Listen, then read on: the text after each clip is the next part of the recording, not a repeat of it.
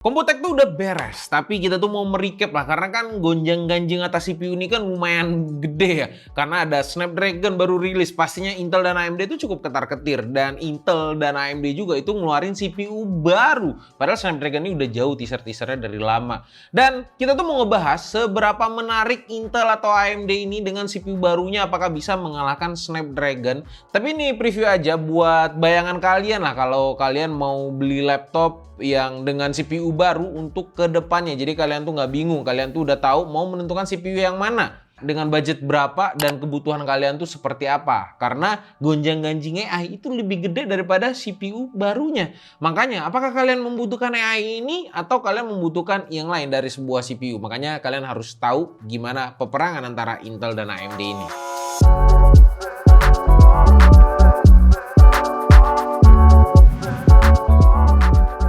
Pertama, mari kita lihat jagoan dari AMD dulu. Yang pertama nih, Zen 5 yang punya codename Granite Ridge Processor. Dan ini adalah prosesor desktop terbaru yang dijanjikan tuh bakal ngasih performa kencang habis ya tiap tahun. Pasti ngomong paling kencang, kita paling kencang. Dan AMD juga mengklaim tuh prosesor flagship mereka ini Ryzen 9 9950X ini bakal jadi prosesor desktop konsumen terkencang dibandingkan kompetitornya, di mana ada si Intel. Dengan performa single threadednya yang diklaim tuh naik sampai 16% daripada Zen 4. Sementara Intel kan biasanya single threadednya itu kalau ngeluarin CPU baru nggak sampai 16% juga. Ini mereka klaim sampai 16%. Pede banget. Bayangin aja, main game AAA terbaru di settingan paling tinggi sambil ngedit video 8K mungkin, sambil nonton Netflix juga, sambil browsing juga, sambil sikat gigi mungkin, atau mungkin nonton video XXX. Itu bisa tanpa nge-lag. Jadi ini kayaknya jawaban dari mimpi yang digadang-gadang sama Lisasu, Zen 5 ini bakal jadi lebih kenceng lagi gitu kan. Kalau klaimnya AMD sih sebenarnya 9950X ini lebih kenceng sampai 56% untuk content creation. Dan gaming itu lebih kenceng 23%. Dan perbandingan ini pakai 14900K. Sedangkan 14900K sekarang tuh udah kenceng banget. Dan gue juga masih belum yakin banget ini kayaknya overclaim atau klaimnya ini agak lebay gitu sama AMD. Apa enggak ya? Kalau misalnya bener juga berarti ya balik-balik kita yang diuntungkan sebagai penggunanya. Ya pastinya kita tunggu aja pas rilis di Indonesia gimana. Yang pastinya AMD tolong ya kirim ke kita juga, dan tolonglah prioritasin. Dan untuk detail core-nya juga masih sama di sini. Begitu juga dengan max boost clock-nya, yang kelihatan beda tuh sebenarnya di sini 9700X dan 9600X. Yang TDP-nya itu di sini cuma 65 watt. Dan di sini bakal pamerin kan, berarti AMD itu lebih efisien. Tapi kita percaya aja, biasanya sih AMD nggak ngecewain. Cuman begitu AMD rilis CPU baru, biasanya ada lagi nih Intel rilis CPU baru yang mungkin lebih kenceng. Ya mereka tuh berlomba-lomba, yang pastinya yang diuntungkan adalah kita sebagai penggunanya. Tinggal kita aja sesuaiin budget kita yang lebih objektif atau lebih apa ya, lebih tepat guna dan lebih wise. Jangan cuma kenceng-kenceng doang tapi VGA-nya nanti pakai 1050 jadi nggak kepake kan. Pokoknya Zen 5 ini kayaknya cocok banget buat para gamers hardcore dan content creator. Yang cukup mengembirakan juga sih sebenarnya ada di soketnya ya. Karena awalnya AM5 itu sampai 2025 aja. Sekarang tuh di extend jadi sampai 2027 kalau nggak salah. Ya walaupun ada chipset baru juga X870 dan X870i yang punya fitur lebih bagus dan lebih terbaru pastinya. Seperti USB yang udah USB 4.0, PCIe Gen 5 untuk NVMe-nya semuanya itu udah PCIe 5, dan support memory clock yang lebih tinggi dengan Expo-nya. Kalau di Intel kan XMP, kalau AMD itu pakai Expo namanya. Dan sedikit agak aneh dan cukup mengejutkan, dan sebenarnya agak menggelikan juga di sini, AMD juga mengeluarkan refresh dari 5900X. Padahal ini nih generasi lama banget, tapi di refresh jadi lumayan kenceng. Dan CPU-nya itu namanya 5900 XT yang punya core itu lebih banyak dan improve-nya cukup gede. Tadinya 12 core. Jadi sekarang tuh 16 core, bukan 14 core, jadi 16 core. Tapi boost clock-nya itu masih sama, yaitu 4,8 GHz. Kenapa di refresh tapi punya core lebih banyak ya? Mungkin ini jawaban mungkin kan dari Mobo AM4 yang mungkin masih banyak di pasaran. Karena demand desktop PC yang mulai terus-menerus turun terus drastis dari tahun lalu. Ya walaupun kabarnya bulan Mei itu sudah mulai membaik dan demand itu sudah mulai ada. Makanya supply-nya ditambah lagi variannya. Tapi tunggu dulu, Zen 5 itu nggak cuma buat gamer doang. AMD juga ngenalin Ryzen AI 300 series. Generasi ketiga dari prosesor Ryzen yang difokusin buat mobile PCI. Atau bisa dibilang ini untuk laptop lah sebenarnya. Prosesor ini juga diklaim yang terbaik di dunia buat PC yang ikutan program Copilot dari Microsoft. Ya lagi-lagi kalau klaim yang paling kencang kayaknya semua klaim dirinya paling terbaik. Mau dari Intel, Nvidia, AMD, Snapdragon ya semuanya pasti klaim yang terbaik. Program Copilot ini juga sama seperti Copilot yang ada di Edge atau di Windows sekarang. Bedanya nantinya bisa berjalan secara lokal atau mungkin semi lokal. Ya sekarang sih belum dirilis. Tapi untuk spesifikasi hardware minimum requirement-nya itu udah dirilis, yaitu minimal 40 TOPS.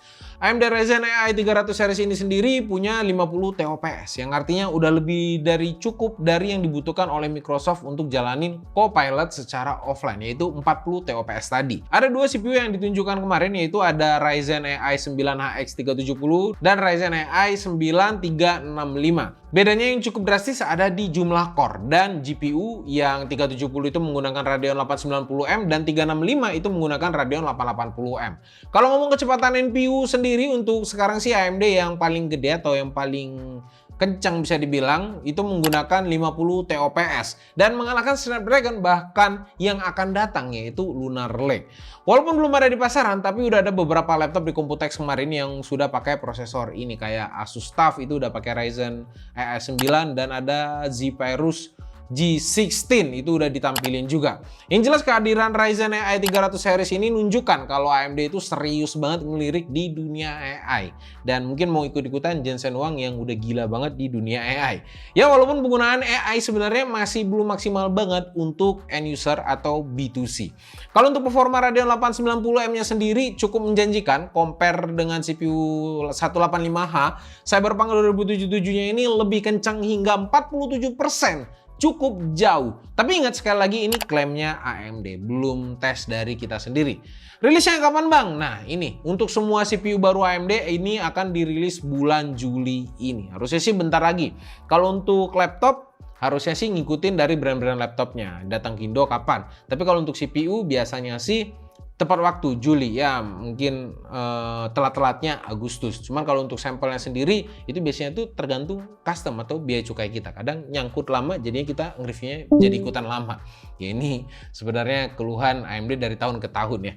Nah, kalau tadi kita ngebahas AMD, sekarang saatnya kita ngelirik ke kubu sebelah, yaitu Intel atau kubu biru. Meskipun nggak ngerilis prosesor baru yang wah-wah banget, tapi Intel punya penerus AI powered CPU, yaitu Lunar Lake. Sama kayak seri Meteor Lake tahun lalu, Lunar Lake ini lebih fokus ke efisiensi dan dedicated AI processing unit yang kita kenal sebagai NPU. Jadi Lunar Lake ini bukan ditujukan untuk yang terkenceng banget. Kalau gua rasa sih ini jawaban Intel atas keluarnya prosesor ARM atau Snapdragon X yang lumayan bikin ketar-ketiran raksasa prosesor X8 ini, yaitu Intel. Karena market share Intel tuh paling gede lah di dunia.